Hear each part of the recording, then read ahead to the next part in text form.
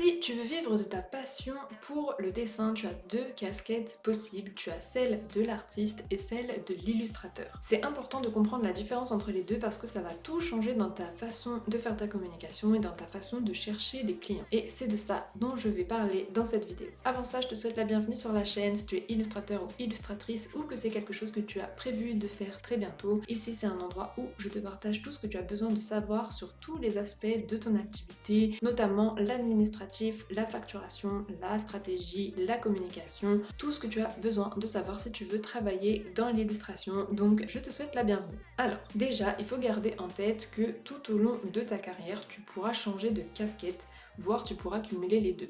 C'est pas parce que tu décides de prendre un peu un profil artiste ou un profil illustrateur que ça t'enferme dans une case, pas du tout. Là, je vais vraiment t'expliquer la différence entre les deux et pourquoi c'est important de comprendre où est-ce que tu te situes, mais ça veut pas dire que tu peux pas changer, faire les deux en même temps, etc.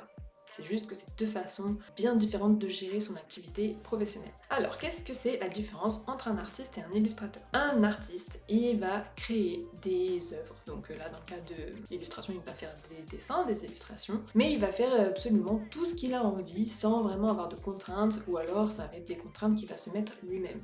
Par exemple, là on est en plein dans le Linktober. Et bien qu'est-ce qui se passe? C'est que à la base, Linktober, la contrainte c'est de dessiner à l'encre, mais voilà, ça a un peu évolué. Maintenant, on a plein de façons de faire Linktober, mais on a quand même la contrainte de broder quelque chose autour d'un mot. Donc c'est une contrainte, mais une contrainte qu'on a décidé de se mettre pour le challenge créatif tout simplement. Ça fait partie du processus en fait. Dans le cas d'un artiste, quand on crée une illustration ou un dessin, cette œuvre va se suffire à elle-même. Et il y a des tas et des tas d'artistes, puisque on peut être artiste non professionnel, il suffit de dessiner quelque chose, c'est une création, c'est une œuvre d'art. Mais on peut aussi être artiste professionnel, auquel cas, ces œuvres d'art, on va les mettre à la vente et après ça va se vendre, ça va pas se vendre. Bon, ça, je pense que tu vois ce que c'est qu'un artiste, je t'apprends pas grand chose. Ce qui est important de comprendre, c'est la différence avec un illustrateur. Puisque l'illustrateur, il ne va pas faire un dessin qui se suffit à lui-même. L'illustrateur, il va produire une illustration qui va servir à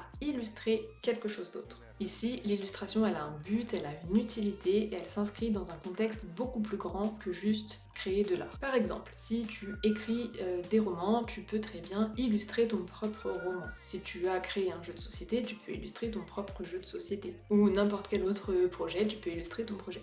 Mais tu peux aussi illustrer les projets des autres et donc ces personnes deviennent alors tes clients. Avec ce profil, c'est un peu obligatoire, tu dois intégrer beaucoup plus de stratégie dans ton activité professionnelle parce que tu proposes tout simplement de la prestation de service. Donc tu auras compris, les illustrateurs sont souvent des artistes de base, mais tous les artistes ne sont pas forcément illustrateurs. Maintenant, on va détailler les deux casquettes, qu'est-ce qu'il faut faire quand on est artiste professionnel et qu'est-ce qu'il faut faire quand on est illustrateur professionnel. Et tu vas voir que ça n'a absolument rien à voir, alors j'abuse un peu, il y a forcément c'est lié, mais c'est quand même deux façons vraiment différentes d'aborder son travail en fait.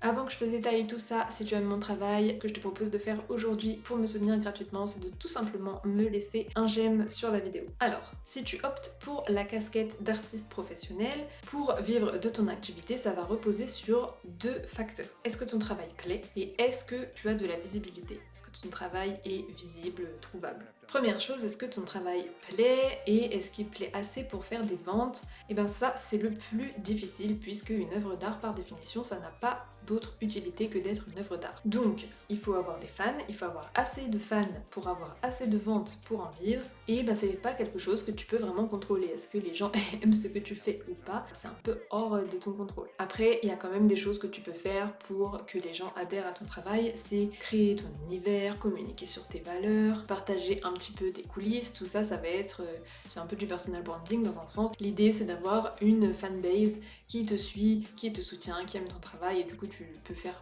quand même pas mal d'autres choses que de simplement montrer ton travail pour attirer les gens et faire en sorte qu'ils adhèrent à ce que tu fais. Le deuxième facteur, c'est est-ce que tu as de la visibilité? Et ça, sur ce facteur, tu as des cartes à jouer puisque tu peux faire plein d'actions pour développer ta visibilité. Déjà, pour faire connaître ton travail aujourd'hui, il y a les réseaux sociaux et ça, c'était pas le cas il y a ne serait-ce que 25 ans. Donc ce serait vraiment dommage de s'en priver puisque si tu te débrouilles bien, tu peux avoir de la visibilité sur les réseaux sociaux. Donc là, je t'apprends rien, je pense, mais si tu joues avec l'algorithme des réseaux sociaux et que tu vas un peu dans leur sens, et ben tu peux développer ta visibilité comme ça et faire connaître ton travail. Après, il n'y a pas que les réseaux sociaux, il y a aussi les techniques un peu à l'ancienne, mais qui peuvent très bien fonctionner. Par exemple, si tu fais une exposition locale, tu vas avoir des personnes qui vont découvrir ton travail. C'est un peu comme quand tu découvres un groupe de musique dans un bar ou à un événement, et ben ça va plus te marquer que si tu l'avais découvert sur Spotify ou sur Deezer, puisque tu l'auras vu en vrai, potentiellement tu auras pu discuter avec eux après, faire des expos et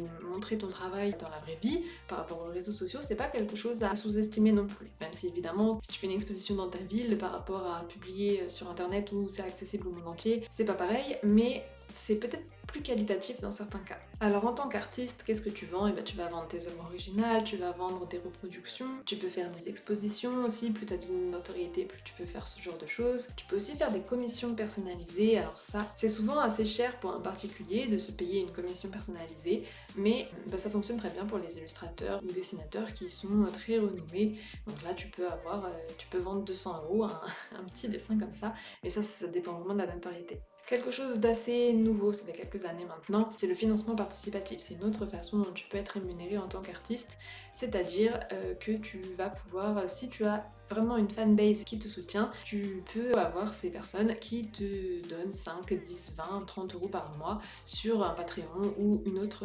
plateforme de financement participatif en échange de... c'est pas vraiment un échange, c'est pour soutenir ton travail. Les personnes qui aiment vraiment ce que tu fais et qui veulent te soutenir, et ben c'est aussi une source de revenus quand on est artiste pro. Deuxième casquette, illustrateur professionnel. Ici, comme je te disais, tu dois intégrer beaucoup plus de stratégie dans ton activité puisque c'est essentiel avec ce profil-là de te considérer comme une entreprise. Tu dois définir qu'est-ce que tu vends, à qui, qu'est-ce que c'est ton positionnement et tu dois vraiment proposer quelque chose de précis, quelque chose qui a une vraie valeur ajoutée pour ton client, tes illustrations doivent avoir une utilité. Donc ça, c'est un gros travail de faire ça et on réussit pas toujours du premier coup, mais je te donne quand même quelques exemples. Par exemple, dans le secteur de l'architecture, les illustrations, elles permettent de montrer un projet avant sa construction.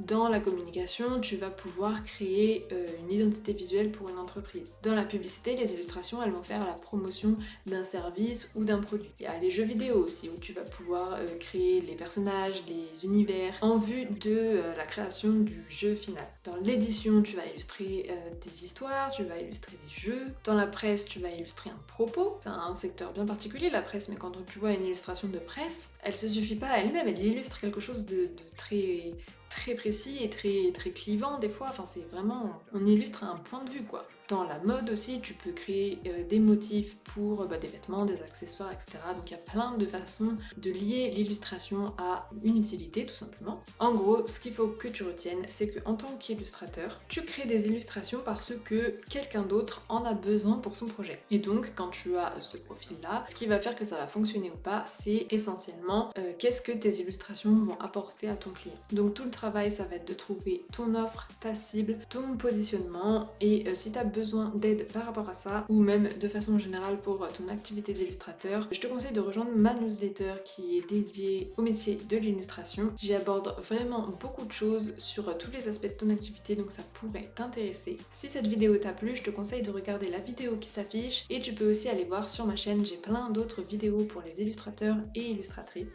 Quant à moi, je te dis à jeudi prochain.